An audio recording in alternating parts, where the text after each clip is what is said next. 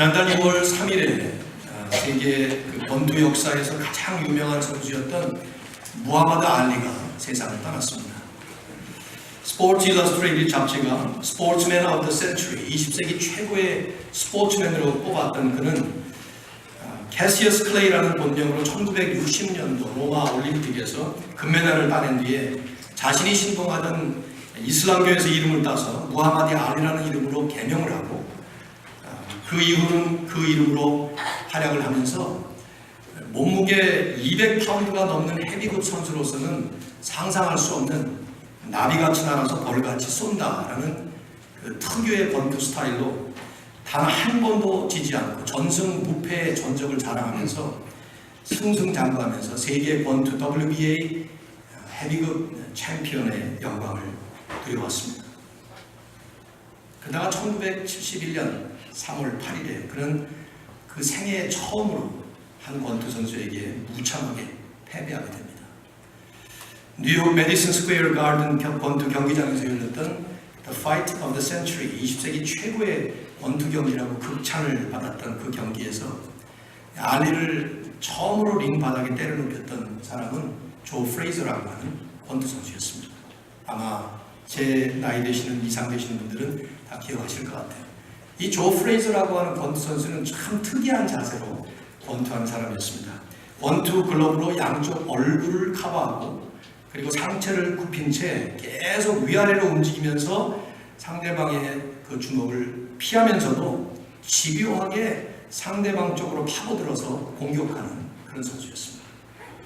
나비같이 날아서 벌같이 쏘는 그 알리의 끊임없는 주먹 세례를 받아도 양쪽 얼굴을 글러브로 커버하고 있기 때문에 큰 타격을 별로 받지 않았고, 그러면서 오히려 집요하게 상대방을 향해 파고들면서 공격을 했죠.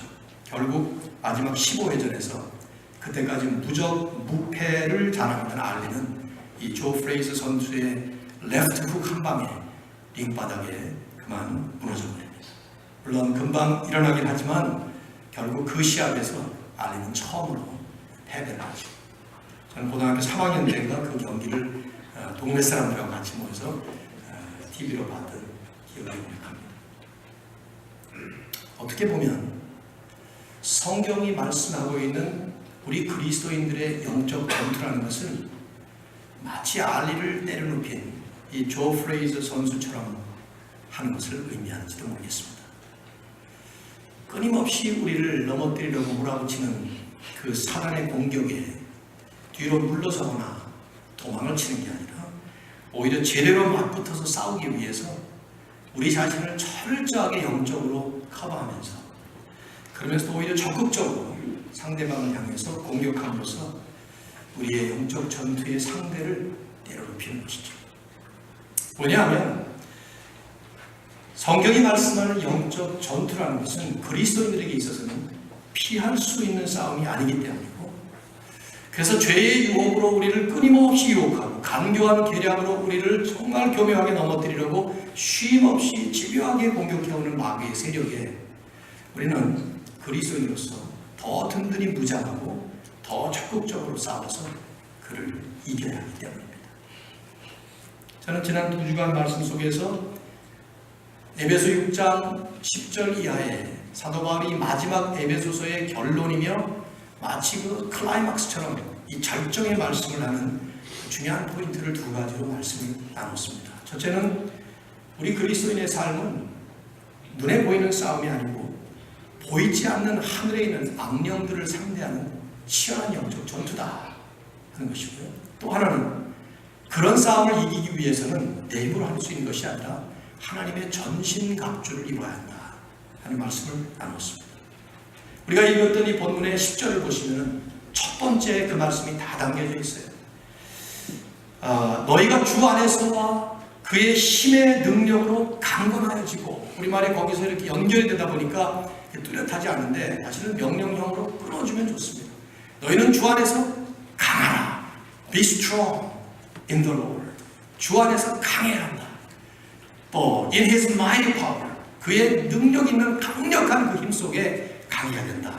그러면서 오늘 우리가 외웠던 말씀, 마귀의 간계를 우리가 능히 대적하기 위해서 하나님의 전신갑주를 입어라, 이 말씀을 해요. 하나님의 전신갑주. 지난주에 이 말씀을 나눴습니다만 그게 뭡니까? 바울은 그 당시 그 완전 무장한 로마 병정, 로마 군사의 그 모습을 6가지로 나누어서 비유로 말씀을 하고 있어요. 진리의 허리띠를 띠고 의의 흉배를 붙이고 평안의 복음의 신을 신고 믿음의 방패를 가지고 구원의 투구를 쓰고 성령의 검을 휘둘러라. 이 6가지의 그 비유적인 표현이지만 이 무기는 우리 그리스도인들이 이 땅에서 살아가면서 대단히 중요한 영적 전투의 무기인 것입니다. 진리의 허리띠, 마치 무장한 그 로마 군사의 그 몸 전체를 묶어주는 허리띠처럼 우리 그리스도인의 삶 전체를 든든하게 묶어주는 것이 진리의 허리띠예요. 또 의의 흉배, 우리가 죄인이었지만 그리스도를 믿을 때 그 주님을 믿음으로 말미암아 받게 된 그 주님의 의로 인해서 더 이상 우리는 하나님 앞에 죄인이 아닌 의인으로 든든히 서 있다는 것. 그래서 사단이 어떤 식으로 우리를 공격해와도, 특별히 그의 그 장점인, 그의 그 가장 치명적인 전략인 죄책을 가지고 우리를 죄인이라고 몰아붙여도 이제 우리는 그리스도 안에 있기 때문에 정죄함이 없다는 것과 그 그리스도의 생명의 성령의 법이 우리를 더 이상 이제는 죄나 사망의 법에 얽맬 수 없는 해방되게 만들어줘요. 바로 그러한 의의 그 흉배, 의롭다는 것을 든든하게 우리가 붙잡고, 그리고 세 번째는 평안의 복음의 신을 신으라 하는 말씀. 복음 때문에 얻게 됐고 복음 때문에 누리게 되는 그 평안한 그 삶의 발판. 세상이 좋아서, 환경이 좋아서, 삶의 여건들이 좋아서 평안한 게 아니라 복음이라고 하는 기쁜 소식, 그것 때문에 우리가 평안하게 됐다는 것을 삶의 발판으로 삼고 마치 신발을 신고 있는 것처럼, 그리고 하나님이 우리의 방패시라는 것을 분명히 믿는 그 믿음의 방패, 그것으로 사단의 공격을 다 막아내고 예수 그리스도를 믿음으로 말미암아 우리가 받게 된 구원, 지금 현재 받은 지금의 구원과 앞으로 궁극적으로 완성될 마지막에 그 궁극적 구원이라는 그 구원의 투구를 머리에 든든히 써서 사단이 아무리 우리를 때리려고 해도 구원의 투구가 우리를 막아주는 것이죠. 그리고 성령의 검, 하나님의 말씀을 휘둘러서 그 사단을 때려눕히는 것입니다. 마치 예수님께서 40일 동안 광야에서 그 금식하신 다음에 사단에게 시험을 받을 때에 주님이 말씀으로 계속 몰아내셨던 것과 비슷한 의미시죠. 그리고 이 모든 일들을 항상 깨어서 기도하는 그 기도를 통해서 우리 영적 전투에 언제나 깨어서 임한다는 것. 제가 볼 때 이런 말씀, 지금 이 마지막에 이 사도 바울이 에베소서의 결론에서 이 말씀을 하는 이 말씀의 내용을 가만히 관찰을 해보면 분명히 바울은 개개인의 그리스도인들이 싸워야 하는 개인적 영적 전투를 위해서 이 말씀을 썼을 것이라고 저는 생각이 들어요. 그리고 그런 영적 전투에서 마귀가 사용하는 그 전형적인 방법인 죄 문제를 염두에 두고 이 말씀을 썼다고 저는 생각이 됩니다. 그래서 여기 나오는 6가지 무기, 특별히 마지막에 기도로 무장하라는 그 말씀들은 우리가 그 죄와 싸움, 이 죄와 싸우는 것이 영적 전투의 본질적인 모습이라고 볼 수 있어요. 여러분 생각해 보세요. 저나 여러분이 세상에서 우리 개인적으로 우리가 우리의 인생을 살아갈 때 우리가 그리스도인으로 살아가면서 그 싸우게 되는 영적 전투는 그 본질적으로 추구해서 분석해서 파고 들어가 보면 다 죄와 관련이 됩니다. 내 안에 있는 나의 죄성도 물론 관련이 되고 또 이 세상이라고 하는 것이 여전히 죄가 난무하는 세상입니다. 다른 사람들도 역시 다 죄를 가지고 있습니다. 우리가 예수님이 구원받았다고 하지만 우리는 예수님의 의 때문에 의인이라고 칭함을 받는 것이고 아직은 죄에서 완전히 벗어난, 실제적으로는 완전히 벗어난 게 아니에요. 그것은 마지막에 주님 앞에 우리가 설 때, 하나님 앞에 서게 될 때에 완전히 예수 그리스도의 모습으로 충만하게 변화된 그 영화로운 몸으로 변화될 때에 우리에게서는 모든 죄가 완벽하게 사라질 것입니다. 그때까지는 내 안에 죄가 있어요. 여전히 우리는 그 죄의 뿌리가 우리로 하여금 정욕을 통해서 끊임없이 죄를 짓도록 만드는 것입니다. 다만 죄를 지어도 예수 그리스도의 십자가와 부활 때문에 주님의 의 때문에 우리는 의인으로 취급받는 것입니다. 이걸 그러면 우리 다 알고 있는 얘기 아니겠습니까? 근데 우리가 그 죄 싸움을 여전히 싸웁니다. 사단과 마귀는 그리스도인들이 그 죄에 넘어지도록 끊임없이 우리를 괴롭힙니다. 죄를 지어도 우리는 넘어지지 않아요, 사실은. 예수님 때문에. 그런데 사단은, 마귀는 끊임없이 우리에게 죄책, 기어트를 우리에게 계속 안겨주는 거예요. 과거에 지은 죄, 지금 내가 잘못하고 있는 것, 앞으로 내가 잘못하면 실수할 일을 모든 것들을 포함해서 사단은 끊임없이 우리를 이 죄로 몰아갑니다.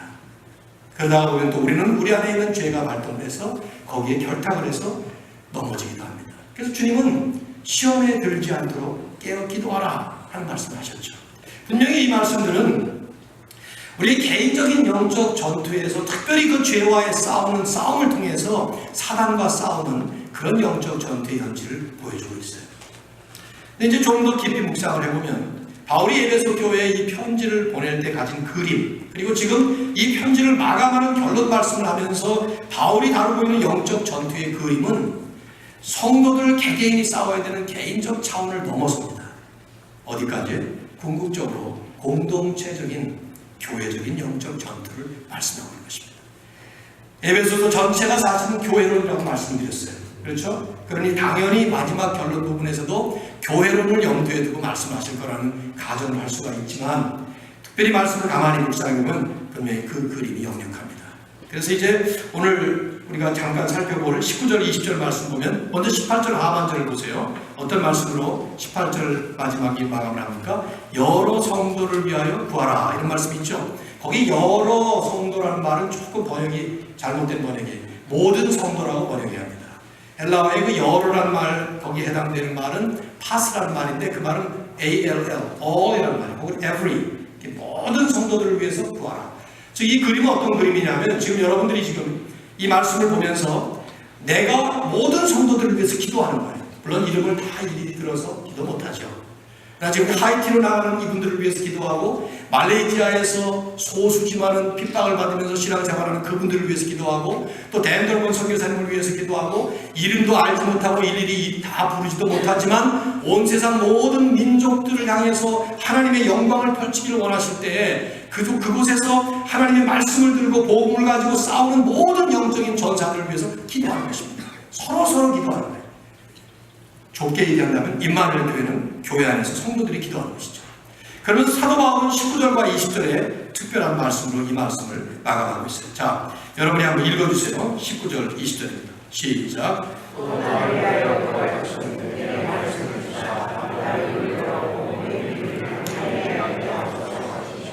이를 위하여 내가 쇠사슬에 매인 사신이 된 것은 나로 이 일에 당연히 할 말을 담대히 하게 하려 하십니다. 바울의 초점은 이것입니다. 결론을 내주면서 에베소 성도들 모두가 서로 기도하는 것입니다. 그리고 기타 다른 지역에 있는 다른 지역교회를 위해서도 성도들, 모든 성도를 위해서 기도하는 거예요.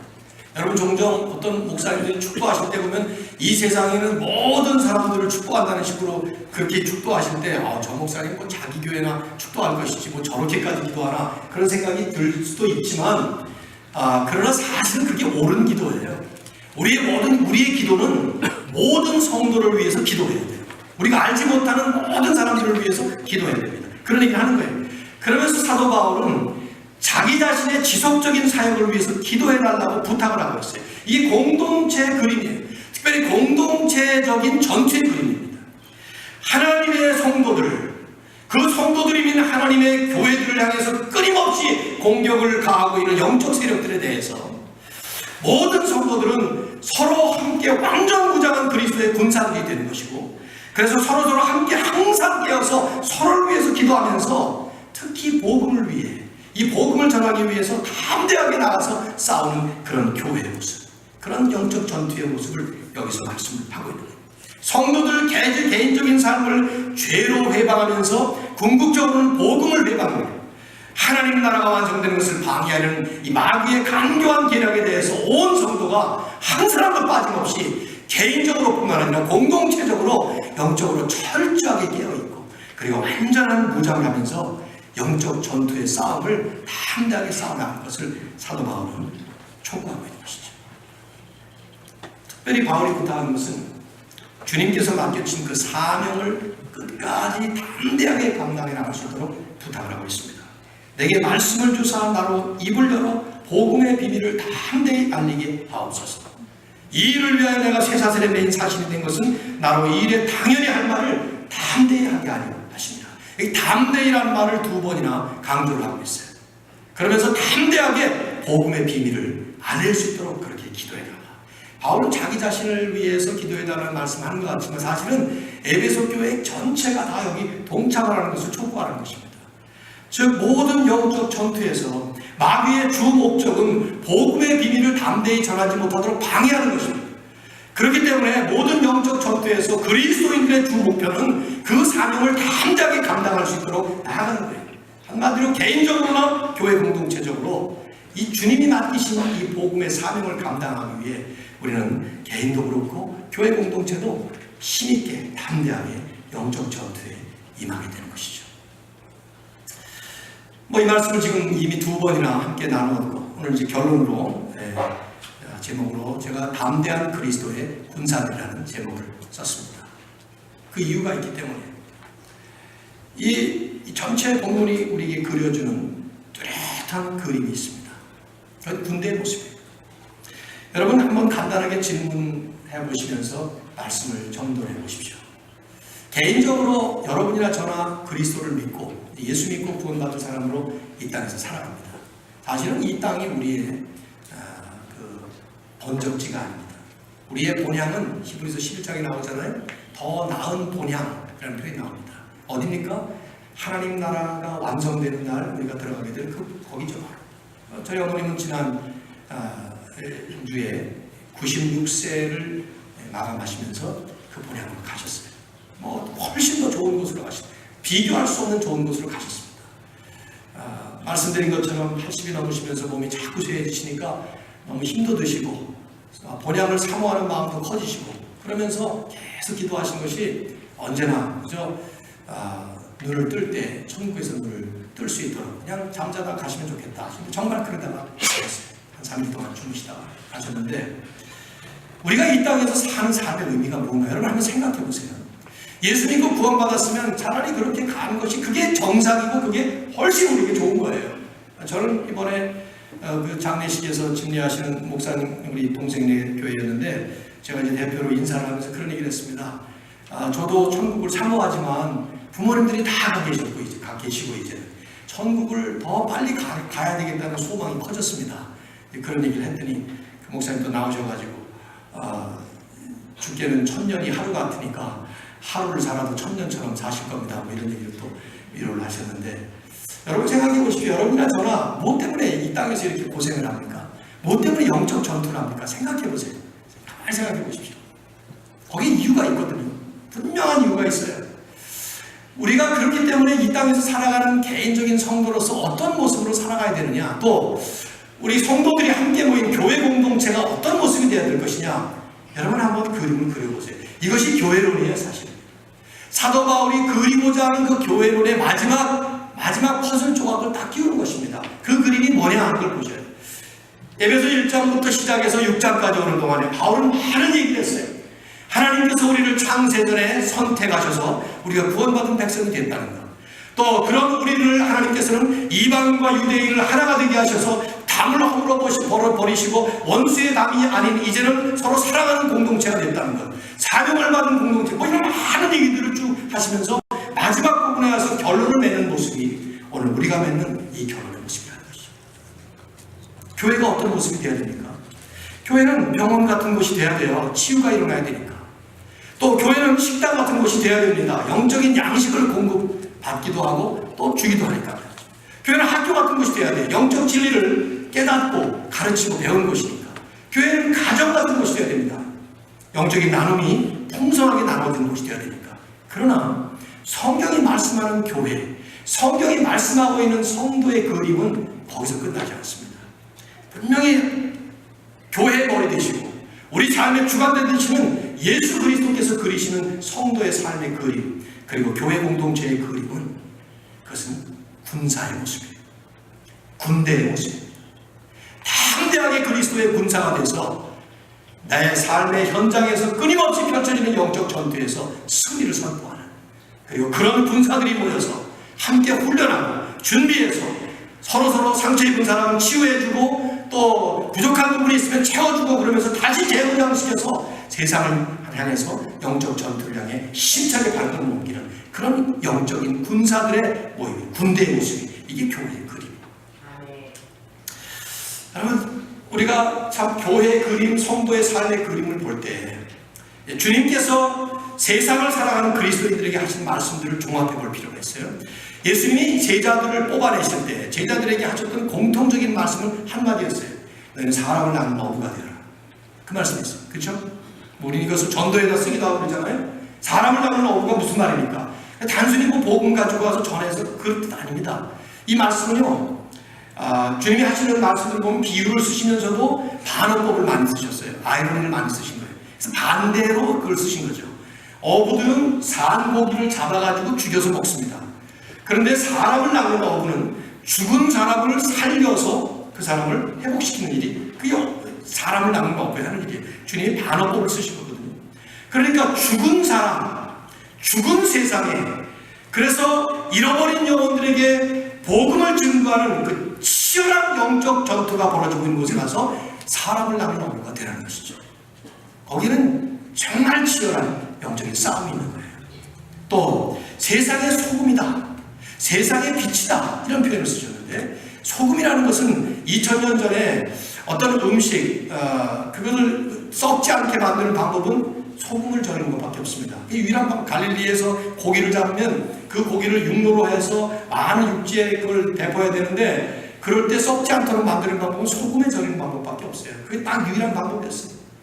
썩을 수밖에 없는 과정 속에 썩지 않도록 만드는 방부제 역할을 하는, 세상이 썩었다는 것이죠. 그 썩은 세상 속에 들어가서 녹아지는 소금이 된다는 것은 치열한 영적 전투의 싸움이에요. 세상의 빛 마찬가지죠. 이미 세상은 어둡다는 것을 가정하고 그런 비유를 쓰는 거예요. 그 어두움 속으로 들어가서 캄캄한 어둠의 세상 주관자들 속에 들어가서 복음의 빛을 드러내는, 결국 주님은 마지막 유언 말씀으로 사도행전 1장 8절을 하셨죠. 성령이 너에게 임하시면 너희가 권능을 받고 예루살렘과 온 유대와 사마리아와 땅끝까지를 내 증인이 되리라. 이런 하이티에 단기 선교 나가는 것은 물론이거니와 복음을 들고 나를 보내는 그 어디나, 해외는 해외, 뭐 여기는 여기, 어디를 가든지 그 복음을 가지고 하나님의 증인이 되는, 그리스도의 증인이 되는 영적 싸움. 그래서 결국 바울은, 이 말씀을 쓴 바울은 자신의 그 유언서와 같은 디모데후서 마지막 장 4장 7절에서 그런 말씀을 했죠. 나는 선한 싸움을 싸웠다. 분사의 모습입니다. 그리고 달려갈 길을 마쳤다. 선수의 모습이에요. 구경꾼처럼 구경하는 게 아니라 끝까지 달려가는. 그래서 오늘 본문에서는 우리의 씨름도 역시 그런 하늘에 있는 악의 영들을 상대하는 영적 전투다. 그래서 하나님의 전신갑주를 입으라.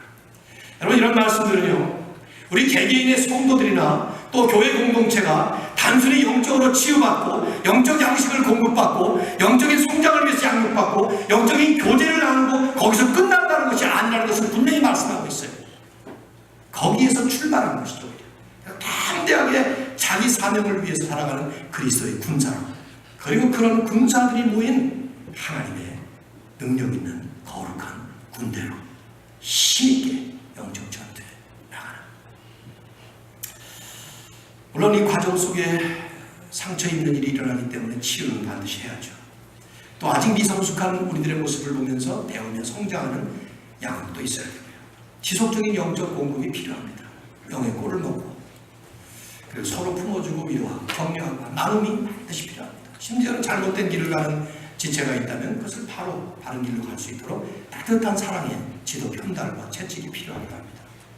하지만 이런 모든 모습의 궁극적인 결론, 성도이든 교회이든 궁극적인 이 지상교회, 지상성도들의 목적은 하나님의 영광이 가려진 세상에 하나님의 영광을 나타내는, 1장 3절에 분명히 말씀하세요.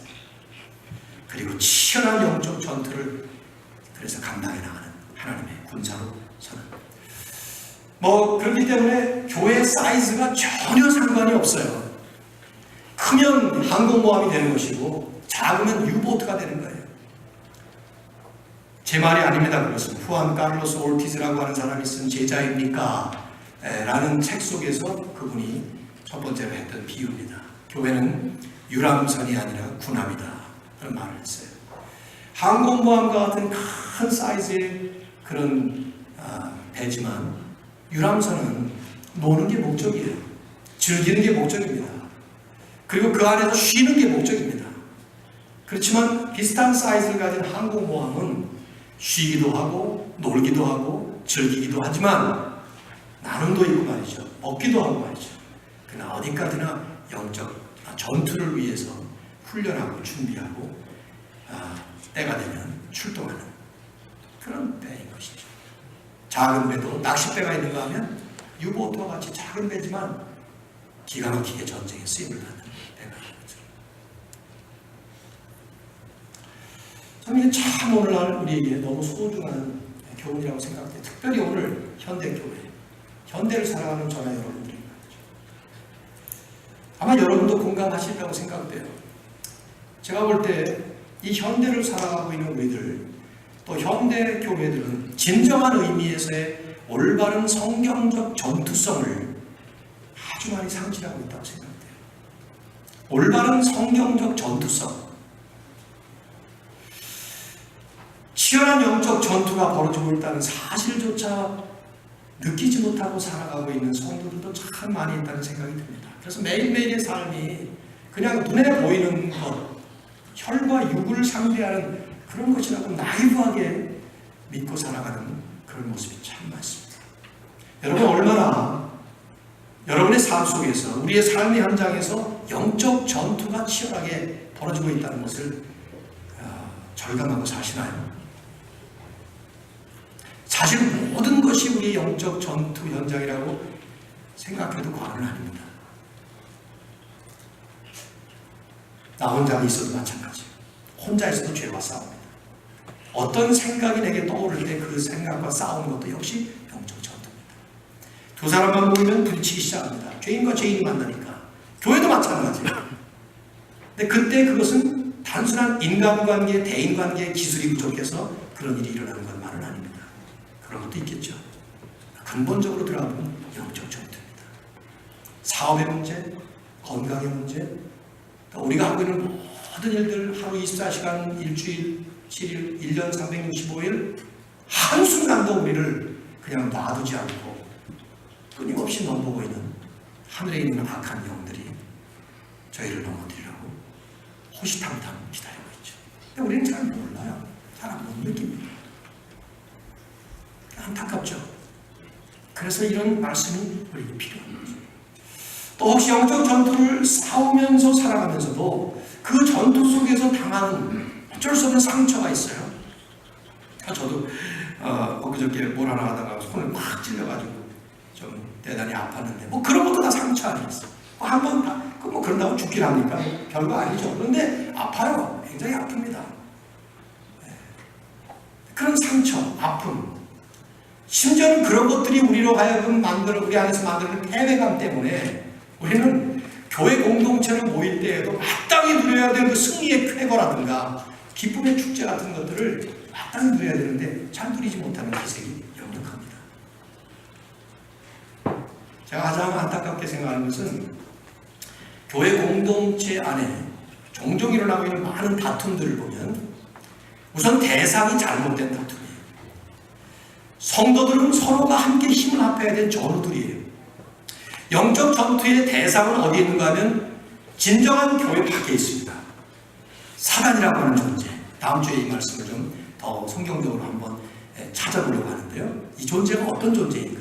하늘에 있는 악한 영들을 상대하는 것인데 우리는 종종 대상을 잃어버린, 목적은 더더구나 상실해버린 그런 잘못된 다툼을 싸울 때가 너무나 많이 있어요.